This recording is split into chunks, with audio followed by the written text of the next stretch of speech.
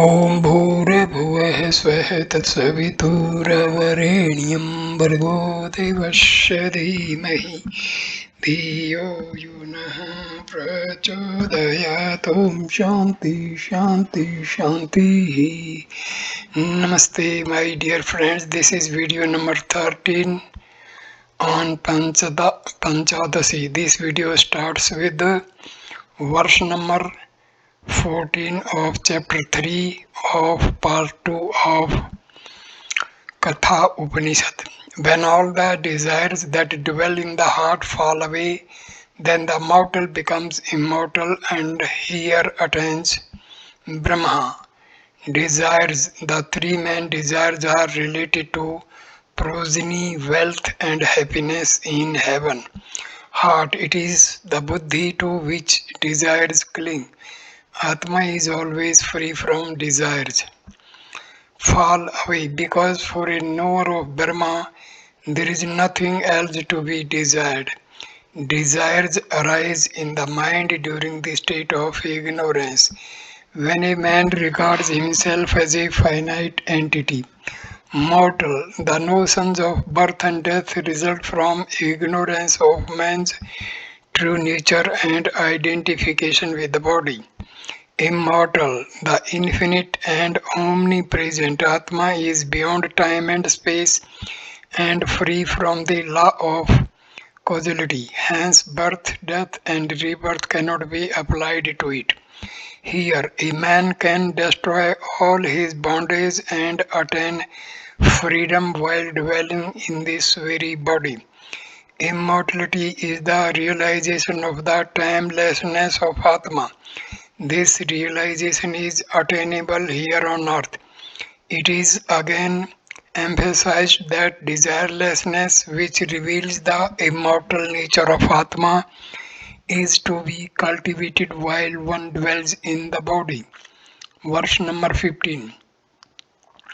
When all the ties of the heart are severed here on earth, then the mortal becomes immortal. This much alone is the teaching. Ties, desires fasten the soul to the world. They are products of ignorance and create such notions as this is my body, this is my position, I am happy, I am unhappy, and the rest. Severed ignorance and its effect are destroyed by the knowledge of Brahma, which creates in man the awareness that he is Brahma, the absolute free from all touch of relativity. Only the knowledge of Brahma can cut ignorance to its very root. On earth, freedom is attained through knowledge and has nothing to do with death or what follows. This much alone, etc., the essence and conclusion of the instruction of Vedanta. It may be contended that a man in deep sleep or in an unconscious state also happens to have no desire. The reply is that such a man is not really free from desires, for after coming to the normal state he again becomes aware of his desires. One becomes truly desireless by realizing the infinite and eternal nature of Atma. The teachings of the Upanishad are completed with the preceding verse. What follows does not refer to the knower of the highest Brahma.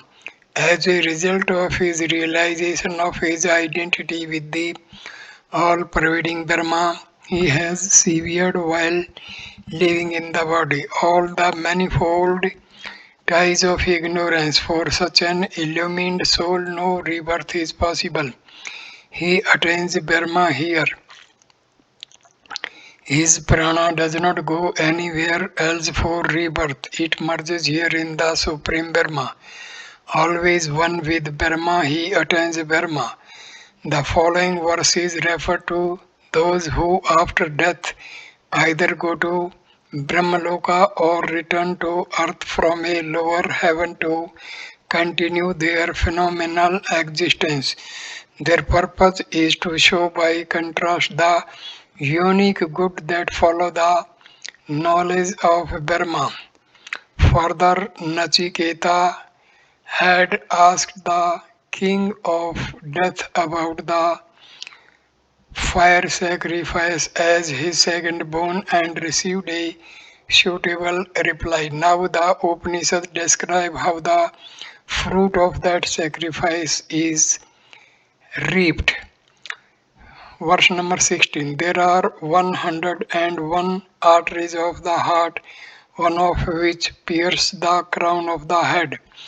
Going upward by it, a man at death attains immortality, but when his prana passes out by other arteries going in different directions, then he is reborn in the world, one of which called Susmana by the yogins, a man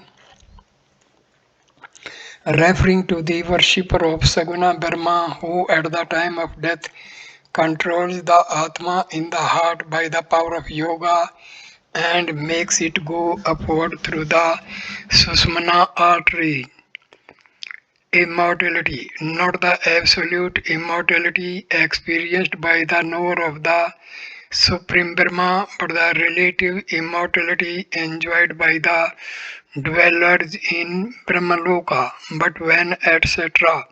refers to those who are attached to the world and come back to earth after experiencing the results of their past actions. Non-dualist Vedanta speaks of various courses after death, depending upon the relative merit of one's action and knowledge while living on earth. The worshippers of Saguna Brahma go after death to Brahmaloka. Those who, with a view to enjoying material rewards, perform their daily duties and ritualistic worship and also engage in humanitarian work, go to a lower heaven from which they come back to earth and assume human bodies. Those who are devoid of spiritual consciousness and indulge in vile actions are born as subhuman beings. These two are reborn, however, in still later incarnations as human beings when they take up again the thread of their higher evolution. All the courses mentioned above pertain to those who fail to attain complete self-knowledge while living on earth. But the knower of Brahma becomes free from all notions of time, space and causality, which are created by ignorance and attains immortality even in this body. The Upanishad is concluded.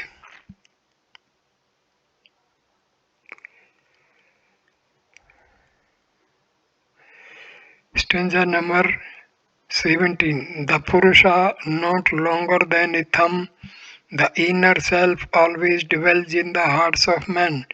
Let a man separate him from his body with steadiness as one separates the tender stalk from a blade of grass. Let him know that self as the bright as the immortal, as the bright as the immortal.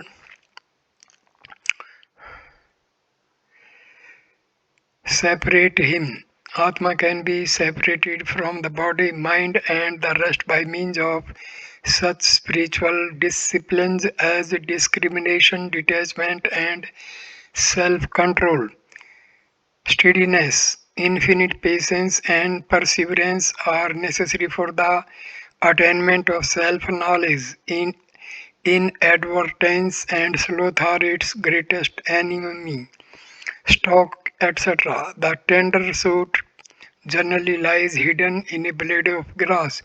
One needs a steady hand, a well controlled mind to separate the one from the other, etc. The repetition shows that the Upanishad ends here.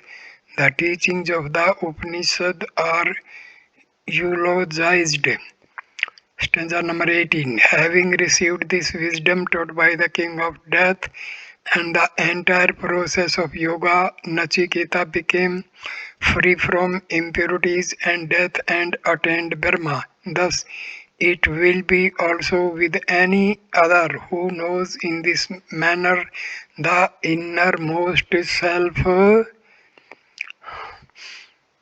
entire, etc. That is to say, including the methods and results of yoga, impurities characterized by dharma or righteousness and adharma or unrighteousness, merit and demerit, and all the other pairs of opposites belonging to the relative universe. The attainment of self knowledge and the realization of immortality are possible for all who are willing to practice the discipline. Here ends chapter 3 of part 2 of Katha Upanishad. Here ends the Katha Upanishad. Om. May Brahma protect us both. May Brahma bestow upon us both the fruit of knowledge. May we both obtain the energy to acquire knowledge. May what we both study reveal to the truth. May we cherish no ill feeling towards each other. Om, peace, peace, peace. The peace chant is recited by both the teacher and the disciple in order to remove any blemish incurred while imparting or receiving the instruction. So here the Katha Upanishad is completed, and the next Upanishad will be Isa Upanishad. So thank you for watching this video. Please like, comment and share the video and subscribe the channel. Thanks a lot. Namaskar my dear friends.